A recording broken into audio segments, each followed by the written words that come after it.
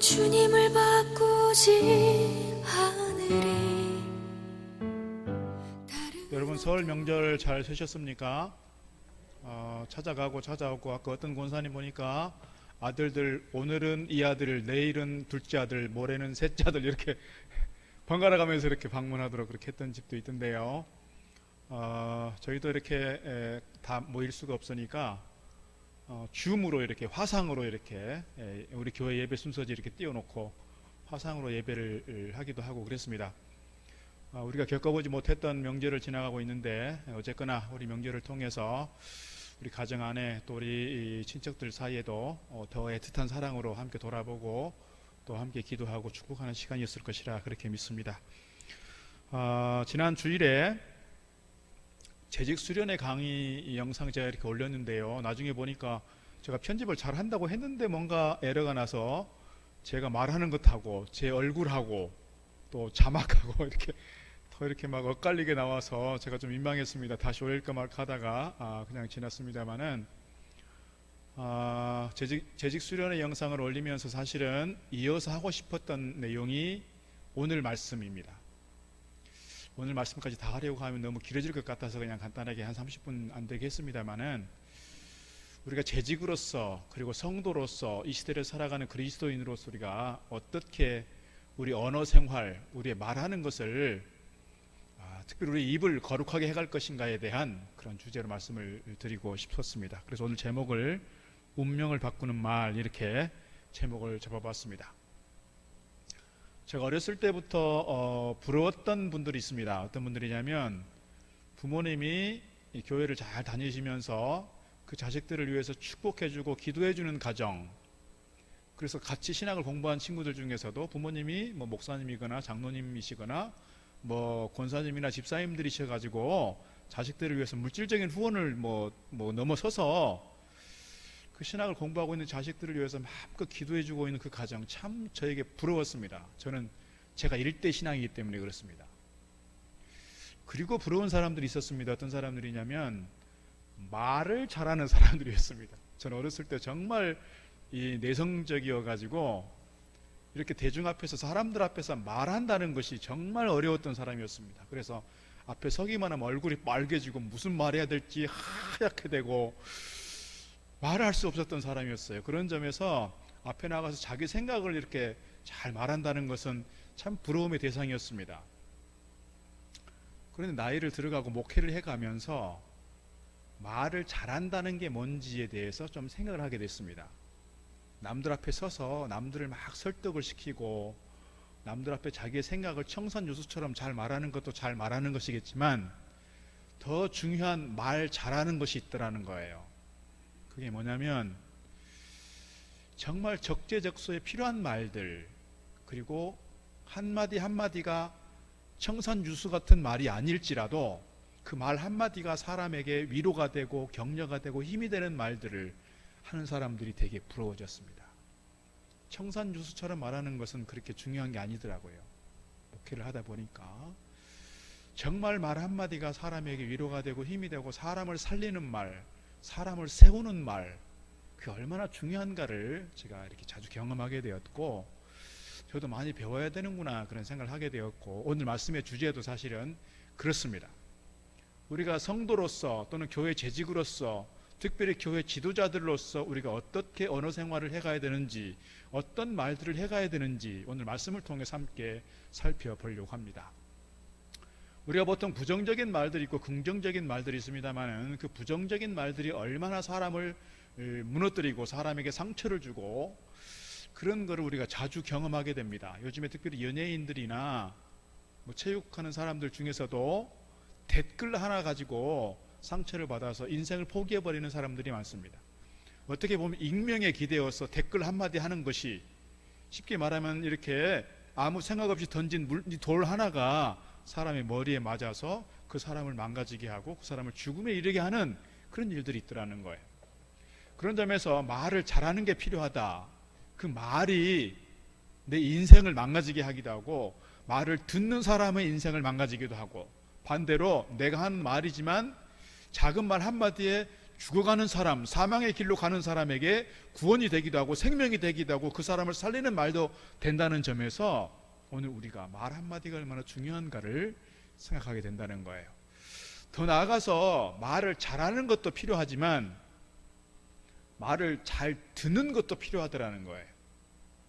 그냥 남들 같으면 보통 사람들은 그냥 쉽게 지나갈 수 있는 말인데도 어떤 사람은 그 말 한마디가 계속 가슴에 박혀서 평생 그거 붙잡고 사는 사람이 있어요.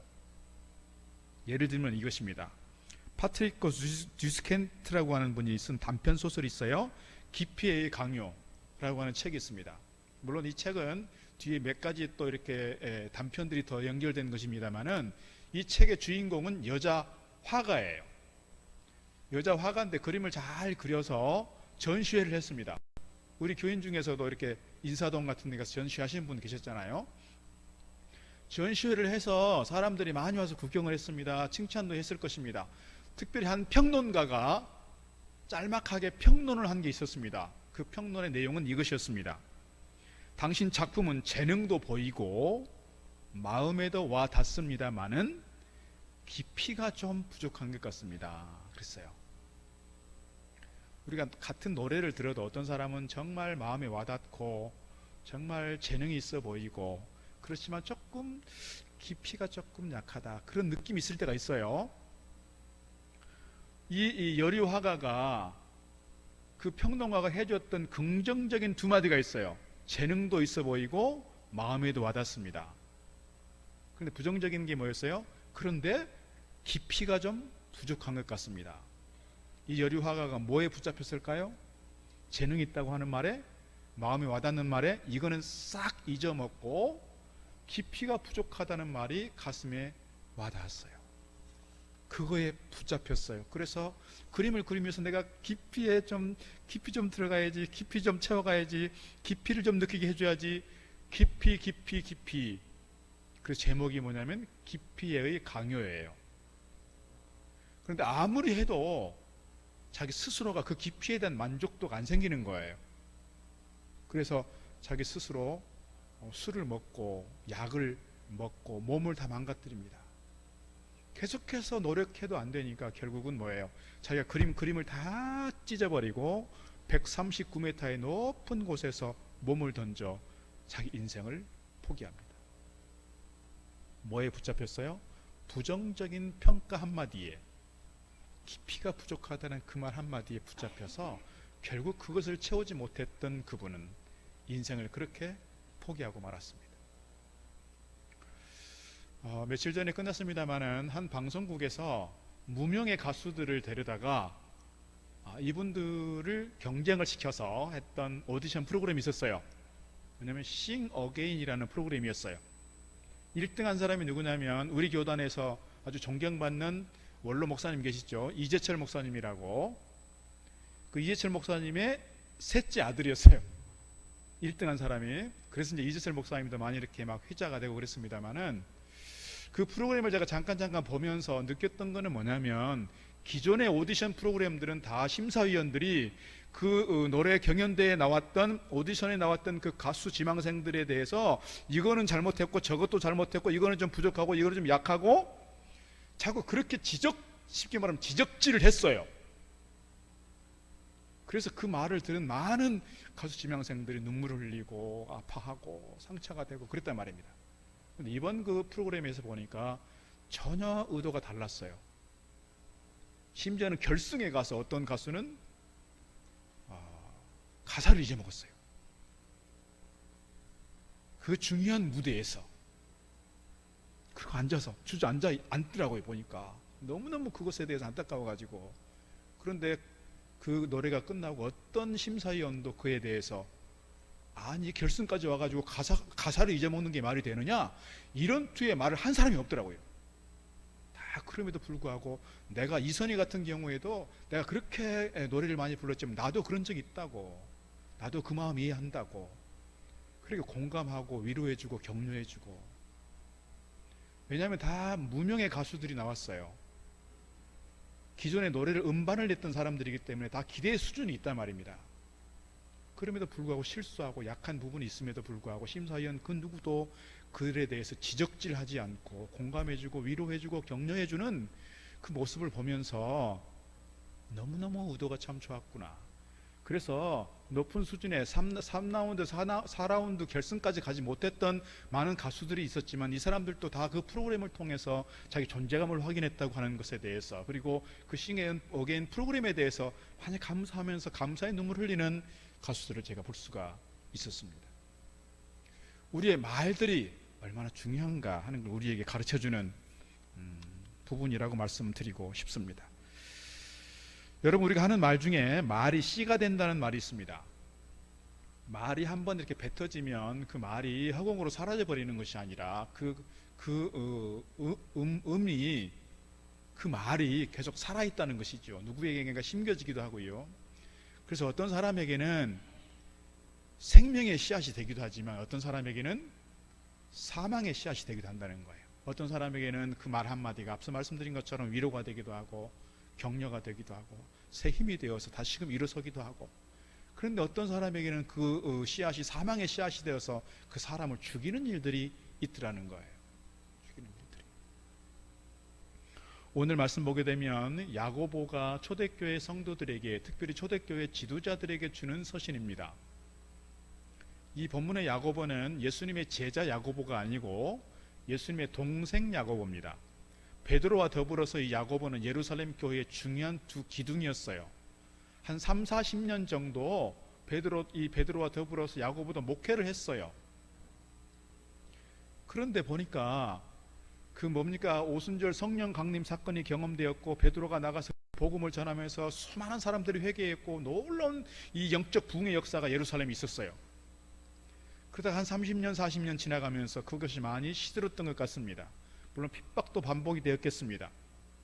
그런데 보니까 특별히 교회 지도자라고 하는 분들이 정말 성령 안에서 거듭난 사람들임에도 불구하고, 지도자들로 세워졌음에도 불구하고 그들의 삶을 보면, 그들의 언어 생활을 보면 도저히 그냥 봐줄 수가 없는 거예요. 봐줄 수가 없어요. 야고보서의 주제가 뭡니까? 믿음과 행위가 하나 되는 것이 필요하다. 너희의 믿음을 행위로, 삶으로 보여줘 봐라. 그 대표적인 게 뭐냐? 말이라는 거예요. 말. 여러분, 우리가 가지고 있는 어떤 인격이나 성품이나 신앙적 수준이 가장 먼저 드러나는 게 뭘까요, 여러분? 무엇을 보면 딱 그분을 알 수 있습니까? 얼굴 보면 알 수 있어요. 얼굴. 그런데 보니까 특별히 교회 지도자라고 하는 분들이 정말 성령 안에서 거듭난 사람들임에도 불구하고, 지도자들로 세워졌음에도 불구하고 그들의 삶을 보면, 그들의 언어 생활을 보면 도저히 그냥 봐줄 수가 없는 거예요. 봐줄 수가 없어요. 야고보서의 주제가 뭡니까?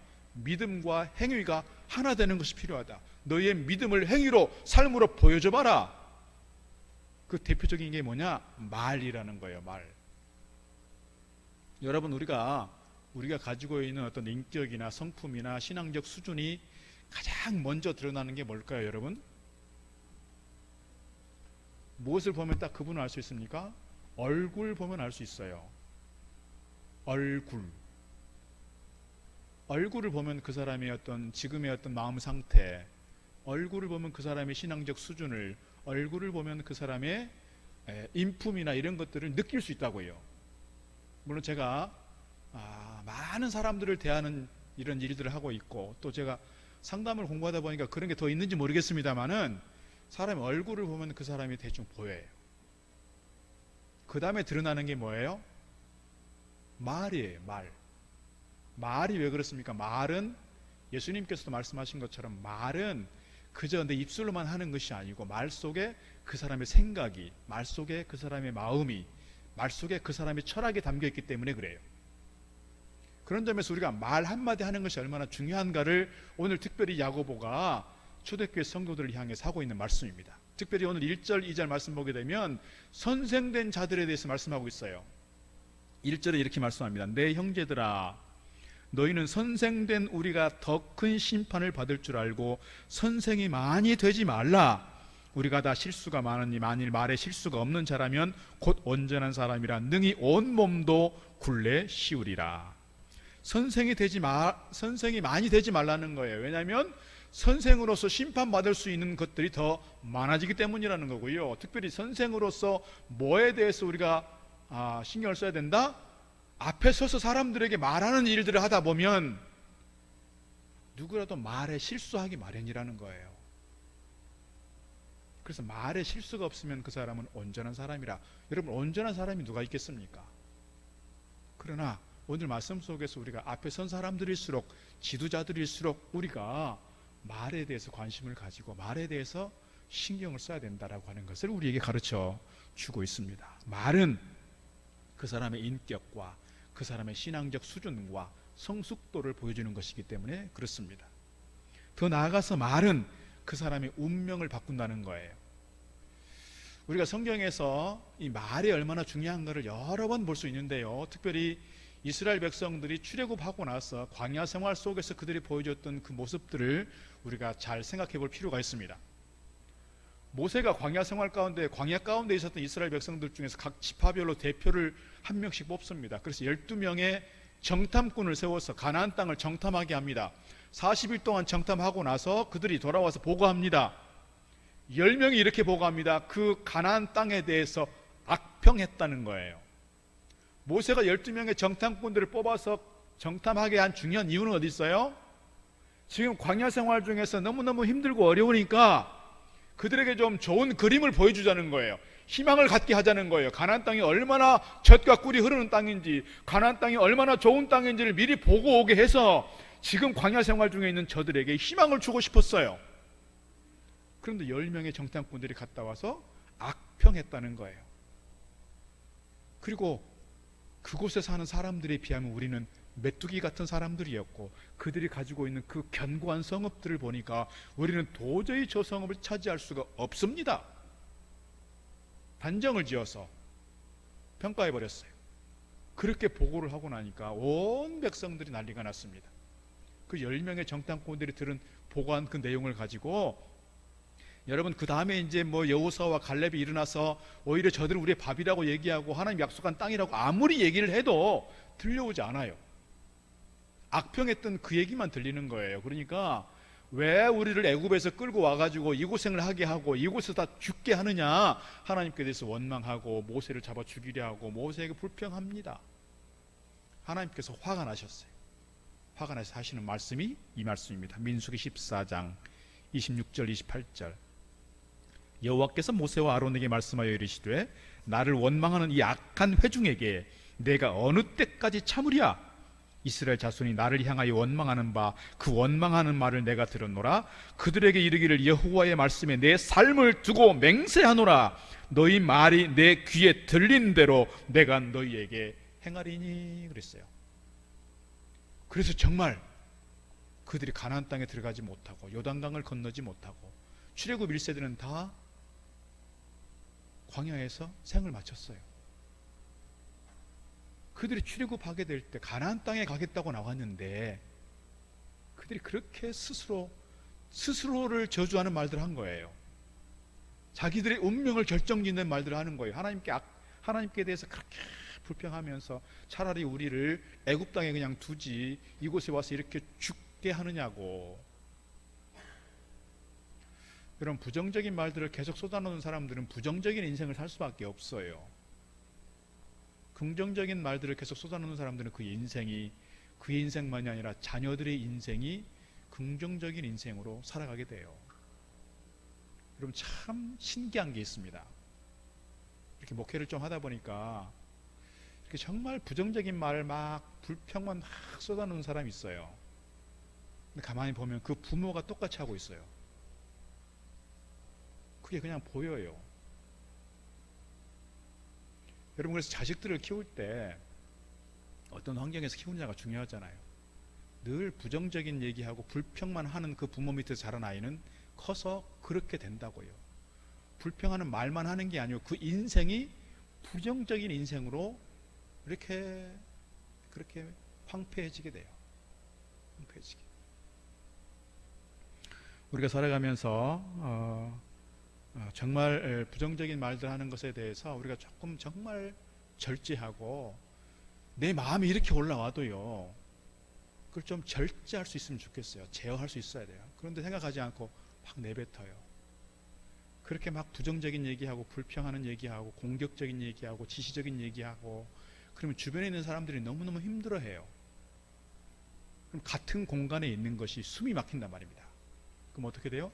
자꾸 피하게 돼요. 그래서 그 사람은 외톨이가 된다고 해요. 혼자 있게 돼요. 그런데 자기가 하는 말 때문에 자기가 외톨이 된다는 것을 잘 몰라요. 이게 오늘 우리의 과제이긴 하죠, 사실은. 그런 점에서 오늘 우리가 불평하는 말들이 아니라, 부정적인 말들이 아니라 긍정의 말들을 하고, 사람을 죽이는 말들이 아니라, 사람에게 상처 주는 말들이 아니라 사람을 살리고 사람에게 생명을 주고 사람을 다시금 일으켜 세워주는 말들을 우리가 할 수 있어야 건강한 믿음의 삶이다, 이렇게 말씀드릴 수가 있을 것입니다. 지난 새벽 기도 때 했던 말씀 중에 마태복음 12장 36절 37절 이렇게 말씀하고 있습니다. 사람이 무슨 무익한 말을 하든지 심판날에 이에 대하여 심판을 받으리니, 우리의 말에 심판날에 심판을 받는다는 거예요. 너의 말로 의롭다함을 받고 너의 말로 정죄함을 받으리라. 우리가 하는 말들이 우리가 살아가는 이 세상에서의 문제로 끝나는 것이 아니고 주님 앞에 섰을 때에도 내가 하는 말들로 심판을 받게 된다는 거예요. 내가 하는 말로 정죄를 받기도 하고 내가 하는 말로 의롭다함을 받기도 한다. 그런 점에서 오늘 우리가 한마디 한마디 하는 것이 지금의 세상에서의 끝나는, 지금의 우리 인생에서 끝나는 것이 아니라 영원한 세계로 들어가는 길목에서까지도 심판의 대상이 된다는 점에서 내 말이 나의 지금의 운명만이 아니라 미래의 운명도 결정짓는다. 주님께서 이렇게 우리에게 가르치고 있다는 사실입니다. 오늘 본문의 말씀 보게 되면 말이 가지고 있는 대단한 능력이 있다는 걸 보여줍니다. 긍정적인 영향력이 있는가 하면 대단한 파괴력도 있다는 걸 보여주는 거예요. 3절 말씀 보면 이렇게 말씀합니다. 우리가 말들의 입에 재갈 물리는 것은 우리에게 순종하게 하려고 그 온몸을 제어하는 것이라. 말들의 재갈을 채우는 거예요. 우리가 어렸을 때 소를 키우면 소 콧뚜레를 뚫었어요. 콧뚜레를 뚫은 이유가 어디 있어요? 소를 잡고 통제하려는 거예요. 그래서 콧뚜레에 연결된 이 줄을 잡아 당기면 소가 그쪽으로 가는 거예요. 이쪽으로 당기면 이쪽으로 가고요. 이하면 앞으로 가고요. 말을 재갈 채우는 것도 그거예요. 말을 통제하기 위해서 재갈을 채운다는 거예요. 그 다음에 또 있습니다. 배의 키와 같이 우리의 인생의 방향을 결정 주는다는 거예요. 4절부터 5절 상반절을 보면 또 배를 보라, 그렇게 크고 광풍에 밀려가는 것들을 지극히 작은 키로서 사공의 뜻대로 운행하나니 이와 같이 혀도 작은 지체로 돼 큰 것을 자랑하도다. 혀는 우리 인생에 있어서 우리 신체에서 작은 부분이지만 우리 인생 전체를 결정짓는다는 거예요. 우리 인생 전체의 방향을 결정짓는다는 거예요. 나아갈 방향을 우리에게 제시해 주기도 한다는 거예요. 그런 점에서 혀는 우리의 삶에 있어서 얼마나 중요하냐, 그런 얘기입니다. 혀는 또한 작은 불씨가 되어서 온 산을 태우는 것처럼 내 삶과 소유를 파괴할 수도 있다는 거예요. 5절 하반절 보라, 얼마나 작은 불이 얼마나 많은 나무를 태우는가. 6절 혀는 곧 불이요 불의의 세계라. 혀는 우리 지체 중에서 온몸을 더럽히고 삶의 수레바퀴를 불사르나니 그 사르는 것이 지옥불에서 나느니라 그랬습니다. 혀 때문에 나의 인생을 망가지기도 하고 혀 때문에 다른 사람의 인생을 망가지기도 하고, 망가지게 하는 그 수준이 큰 화재가 나는 것처럼 많은 사람들에게 어려움을 주고 피해를 주고 상처를 주고 고통을 주고 그 공동체에 해악을 끼친다는 거예요. 그런 점에서 혀에 대해서, 그런 점에서 우리 입술로 하는 말들에 대해서 우리가 정말 신중하게 생각하고 또 생각할 필요가 있다는 거예요. 8절에서는 이렇게 말씀합니다. 혀는 능히 길들일 사람이 없나니 쉬지 아니하는 악이요 죽이는 독이 가득한 것이라. 독사의 독같이 악이 가득하다. 우리 역사를 보면 우리가 일제강점기 시대를 정말 처절하게 보내왔습니다. 그리고 해방이 되는가 했는데 6.25 한국전쟁이 났습니다. 그 과정에서 우리나라는 온 나라가 다 초토화됐습니다. 어렵게 보릿고기를 지나야 했고 산업화 시대를 겪었습니다. 지금 살아가고 있는 것이 얼마나 감사한지요. 대개 보면 삶에 여유가 있으면 그래도 생각하는 거나 마음을 쓰는 것이 좀 여유가 있어요. 거친 말들 잘 안 해요. 물론 예외도 있지만 그런데 대개 보면 어렵게 사는 사람들, 힘들게 살았던 사람들이 그 힘든 것을 뭘로 표현해요? 말로 표현해요. 그래서 제가 간혹 말씀을 드리지만, 제가 있었던 봉천동에도 그 빈민지역이 있었어요. 판자촌. 그 지역은 늘 싸움이었거든요. 근데 교회가 있는 그 주변은 주로 이제 국회단지라고 해서 그때 당시에 빌라촌들이었어요. 그러니까 여유 있는 집이 있었고, 그 주변에 또 이제 이렇게 빈민지역이 있었단 말이죠. 삶이 너무너무 비교가 되는 거예요. 여유가 있는 사람들은 그래도 잘 싸우지 않아요. 그런데 정말 어렵게 사는 사람들은 늘 술 먹고, 늘 싸움질하고, 늘 폭력이 일어나고, 늘 이렇게 경찰차 오고. 우리 역사가 그랬다는 거예요. 강점기를 지나면서 6.25를 거쳐가면서 정말 힘들었던 시대 속에서 우리나라가 전체적으로 보면 뭐예요? 힘들었던 역사 속에서 다 거친 말들을 하게 되고, 부정적인 말들을 하게 되고, 그렇게 공격적인 말들을 하는 것이 우리 문화 속에 잘 배어 있다는 거예요. 그러니까 의도적으로 의지를 갖지 않으면, 내가 정말 이제는 이렇게 불평하는 말, 거친 말들, 악한 말들 하지 않겠다고 내 스스로가 다짐하고 의지를 갖지 않으면 이거 끊어내기 어렵다는 거예요. 끊어내기 어려워요. 한 방송국에서 실험을 했습니다. 15개의 좋은 말이 있고 15개의 나쁜 말이 있는데, 좋은 말들을 기억할까요? 나쁜 말들을 많이 기억할까요? 사람들을 실험을 했어요. 15개씩 좋은 말, 나쁜 말을 이렇게 했는데 66%는 긍정적인 말보다는 부정적인 말들을 더 많이 기억하더라는 거예요. 우리가 가만 놔두면 나도 모르게 부정적인 말들에 익숙해지게 돼요. 그렇게 빠지게 되고 그렇게 젖어들게 돼요. 그래서 앞서 말씀드린 것처럼 내가 정말 의지를 갖지 않으면, 내 삶의 어떤 목적성을 갖지 않으면 나도 모르게 그렇게 쉽게 욕하고, 쉽게 거친 말들에, 쉽게 부정적인 말들에 노출되게 되고, 나도 모르게 그렇게 하게 된다는 거예요. 그나마 감사한 것은 우리 역사 속에서 우리 기독교가 그만큼 우리의 문화를 많이 순화했다고 저는 그렇게 믿습니다. 정화했어요. 말의 수준들을 많이 끌어올렸어요. 얼마나 감사한지 몰라요. 그런 점에서 우리 역사 속에서 기독교의 역사는 정말 이 민족에 있어서 축복이었다, 저는 그렇게 말씀드릴 수밖에 없는 것 같습니다. 오늘 말씀 보게 되면 정말 우리가 선생으로서, 여러분 선생은 교회 안에서 뭔가 교사를 하고 뭔가 직분을 가지고 있어야 선생이 아니라, 우리가 세상 앞에 나아가면 우리는 다 뭐냐면 선생이에요. 기독교인으로서 성도라고 하는 직분을 가지고 있고, 기독교인이라고 하는 직분을 가지고 있으면서 세상 사람들 앞에 우리는 다 어떤 사람들이냐? 선생들이란 말입니다. 그러니까 우리가 하는 말 한마디 가지고 세상 사람들은 교회를 평가하고, 우리가 얼굴 비추는 그 얼굴빛을 보고 사람들은 교회를 평가하게 되고, 교회만 평가하는 것이 아니라 주님을 평가해 버린다고요. 그런 점에서 오늘 우리는 세상 앞에서 선생이라고 하는 자의식을 가지고 우리가 정말 이 세상 앞에서 어떻게 말하고 살아야 되는지를 늘 의식하고 가면 좋겠다 하는 거예요. 잠언 26장에서 이렇게 말씀하고 있습니다. 잠언 26장 23절, 온유한 입술에 악한 마음은 낮은 은을 입힌 독이니라. 원수는 입술로는 꾸미고 속으로는 속임을 품나니 그 말이 좋을지라도 믿지 말 것은 그 마음에 7가지 가증한 것이 있음이니라. 속임으로 그 미움을 감출지라도 그 약이 회중 앞에 드러나리라. 여러분, 오늘 본문도 뒤에 보면 사람이 어떻게 한 입에서 단물을 내고 쓴물을 낼 수 있느냐, 어떻게 한 입을 가지고 교회 와서는 막 찬송을 하고 막 믿음의 말들을 하는 것 같은데, 집에만 가면, 친구들만 만나면, 사회만 나가면 거친 말들하고 악한 말들 할 수 있느냐, 이런 얘기 하는 거예요. 여러분, 우리가 겉모양은 좀 이렇게 점잖은 것 같고, 겉모양은 고상한 것 같고, 겉모양은 인격적인 것 같은데, 결정적인 순간이 있어요. 내 감정이 막 격해졌을 때, 그 감정을 컨트롤하지 못하고, 그 감정을 다스리지 못하고, 내 안에 있는 그 생각, 내 안에 있는 마음, 내 안에 있는 그 감정을 그대로 드러내버리는 거예요. 그래서 교회에서도 보면 가끔씩 그럴 때가 있어요. 열심히 봉사하고 열심히 헌신했고 열심히 기도한 것 같은데 막 자기 감정 컨트롤하지 못하고 쏟아내는 그 말 한마디 때문에 그 사람의 헌신 다 무너뜨려버리고, 그 사람이 지금까지 쌓아왔던 명예를 다 무너뜨려버리고, 그 사람이 섬겼던 그 모든 일들에 대해서 다 무너뜨려버리는 경우들이 종종 있더라는 거예요. 우리가 그런 점에서 늘 우리 스스로에 대해서, 우리 자신의 감정에 대해서 잘 다스릴 수 있고 우리의 마음을 잘 통제할 수 있을 때 성숙한 언어를 할 수 있다, 그렇게 여겨집니다. 누가복음 6장에서 주님 이렇게 말씀하십니다. 못된 열매 맺는 좋은 나무가 없고 또 좋은 열매 맺는 못된 나무가 없느니라.